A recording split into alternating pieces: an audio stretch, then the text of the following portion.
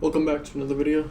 Small green on the day for me, as you can see here. Gave back some open profits, and gonna take a look at that, how that all happened, and kind of break down the whole day. So hopping right in, we had a little bit of movement down, gap down from Friday's action. We broke, you can see here very quickly, we'll take a look.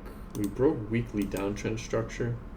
Just clean this up really quick. So move down, then move up. This is our low. Closed below it right here. So we broke that downtrend structure, saw some movement down from it in the pre-market, kept the bias open, but also keeping that overall in mind. Head back to the 5-minute. So we saw a move down to the pre-market lows, decent bounce from it, and we broke downtrend structure right here. So you can see move up, then move down right here, close above this high. So broke downtrend structure, created an FVG at the same time. And ideally was looking for a move up to target this gap. This was the overnight gap from the Qs. See the lows from Friday. Got my entry on the close of this 5-minute candle here. Trimmed one around the 1-to-1 and was looking to trim the rest off at that gap as I just mentioned. But around this area, this was the SPY gap, the overnight gap on the SPY. I took a lighter position today just because the contracts were kind of juiced for some reason. So just a little bit of a lighter position size, so didn't take any off here at the SPY gap. Want to just hold it on to the Qs.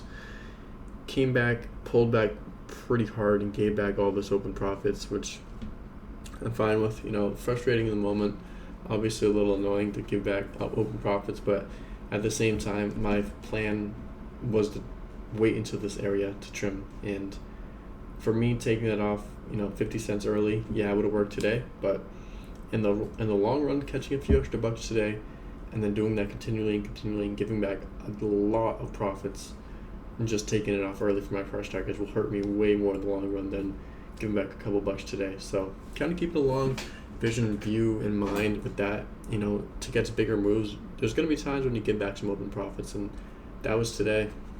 We kind of did some crazy action, then ended up hitting the gap a little bit later.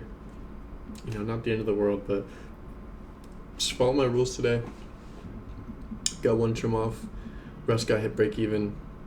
So another quick thing I wanted to just point out. We had, SPY, as you can probably notice, I switched more to draws and liquidity than the supply and demand.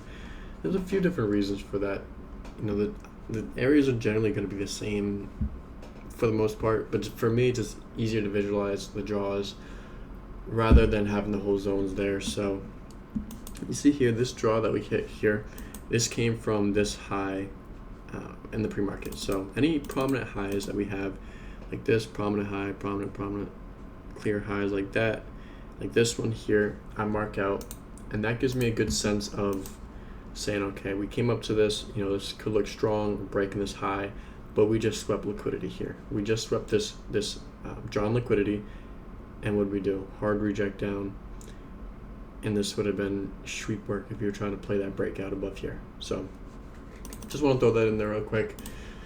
Been working pretty well for me. Switched to those probably last week and just been working with them since. But yeah, it's going to wrap up today. Small win on the day for me. Get back some open profits. Not the end of the world. Trade idea was good. Risk management was solid. Just no follow through on the move I took. So appreciate you guys all coming, and see you in the next one.